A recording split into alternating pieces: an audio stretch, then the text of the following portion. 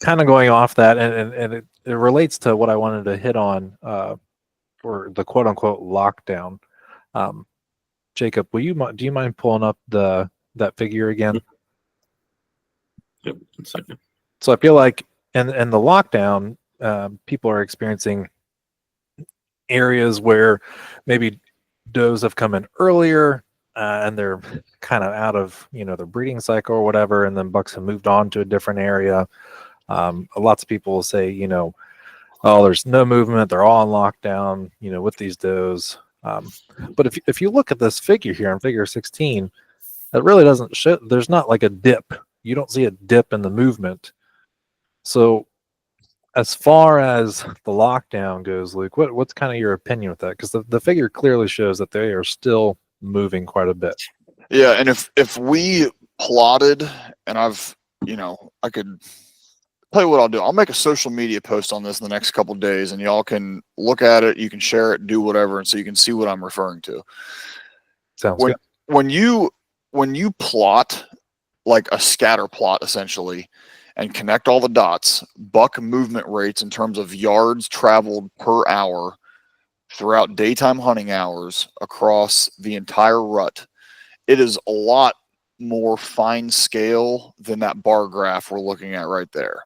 We're not looking at just these little one data point for the peak rut, one data point for the late rut. We've got a data point for every single day across that entire time period.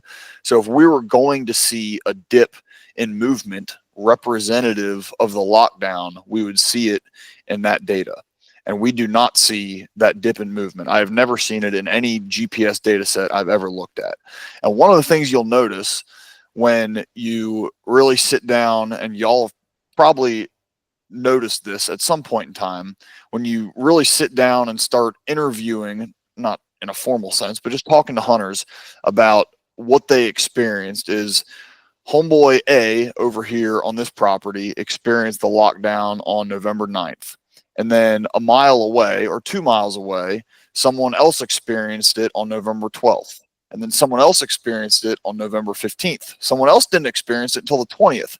And then the other guy you talked to didn't have any action for a whole week. And then all of a sudden he started seeing action a week after the peak of the rut. I think what that is more reflective of is just the localized doe population more than anything. It's just that those does, are either not receptive at all, and there are not bucks in the area checking them out, or a couple of those does could be on lockdown. When I think about lockdown, I'm not thinking of, by any means, I don't think there's any evidence to suggest that there is a lockdown going on these couple days for the entire deer population. There's lockdown just by the breeding social structure of a whitetail deer. There is going to be some level of lockdown with a buck and an individual doe, right? While she is receptive and in standing estrus and he is tending her, she is not going to be moving as much for those few hours. But that's not what people are referring to when they're talking about lockdown. They're talking about a day or two, or a much longer period where all the deer are locked down and every buck is with the doe and nothing's moving around. I've never seen any evidence to back that up. Mm-hmm. I feel like just like the quote unquote October lull, which I feel like is a myth, and I don't know who started that, but that's false. We know it's a myth. The lockdown phase of the rut is kind of like the October lull, in my opinion. Yep. It's just this time frame that hunters feel like these bucks aren't moving, when really it's what you said. It's just that particular area. Yep. And I feel like, sorry, Jacob, I just want to hit on this real quick. As for like a hunting application, let's say you're scouting a large piece of public. I feel like what we just said here kind of really puts it in perspective as far as like putting in your scouting and really finding, keeping in mind, areas in which you're finding different doe groups where they like to hang out, and then trying to get, a good number of those kind of pinpointed as much as you can in order to stay in that action, right? So you don't experience the quote unquote lockdown. Mm-hmm. Yep. Yeah. Yep. The what I see that gives some credence to what they're saying is bucks often in giant, vast cattail swamps, particularly if it's dry and the cattails aren't actually wet at the root, will be in a sea of cattails. And there's not a tree you can set by. And I have a lot of video footage of this, of a buck entering cattails before daylight with a doe and just moving from root ball to root ball in a 100-yard radius area and doing that all day. Now he's locked down with that doe and he's moving a lot, but he's just moving in a localized area because that's the one area he can hear every other buck that's trying to get after her from a mile away and get away pretty quickly. So that's the one situation that I've actually seen verified in person that like a buck will not move much when he's with a hot doe. And that's generally to keep her away from other deer. And he picks an area that he's isolated enough and is detecting other things enough that one, other deer aren't really going to find him as easy. And two, he'll be able to know if they're coming from a long ways away and get away. I have a buddy who he has a drone recovery business, and he says all the time when he's recovering a buck in the cattails, particularly during this mid-November, what some people consider this lockdown, or actually particularly in mid-November, he's seeing a lot more movement.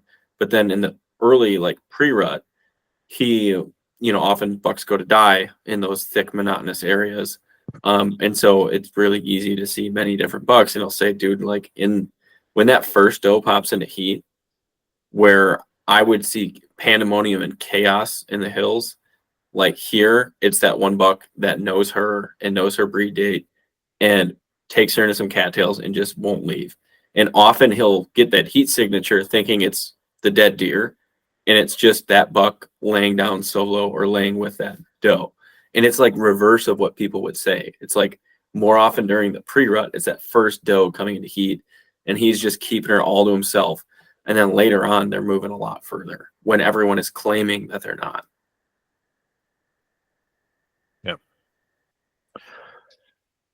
Jacob, will you scroll? It might be scroll up. I wanted to hit on another point here. What are you looking for? It was what Luke was talking about earlier, the daytime and nighttime movement. By what phase? No, that's not that. Luke, do you remember what figure this is? It might be up more.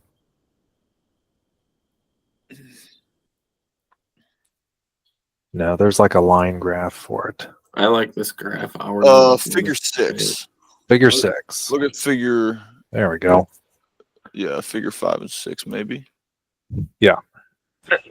So going back to what you were saying earlier, as far as like where you see that movement, kind of get closer together in this, you see a pretty big increase in the pre-rut and peak rut time frame as far as daytime movement and nighttime movement here, as far as like hourly distance traveled. So I just feel like that's a really good, for anyone that's listening, I feel like this is a really good visual as far as bucks being on their feet in daylight more often during this time frame. There's actually only, now that I'm glad you brought this up, there's actually only one point on that entire graph where daytime movement exceeds nighttime movement, and that is right on the cusp of when the peak rut starts. It's not in the middle of the peak rut. It's kind of right on that transition between pre-rut and peak rut. So that would, for most of the whitetails range, would probably be on that November 6th, 7th time frame, somewhere in there. And that is, not only is that the most hourly movement in terms of yards per hour that a buck is moving at any time throughout the entire year, but it's also the only time where daytime movement actually exceeds nighttime movement. And I don't want to put too much stress on the specific time, because it's very likely that from one year to the next, that little random oscillation in the movement would change some. But I think, that pre-rut to peak rut transition undoubtedly is a phenomenal time to be in the woods, just because of how much ground bucks are covering during daylight hours. Not only how much ground they're covering, but potentially how much new ground they're beginning to cover relative to what they were covering, weeks prior.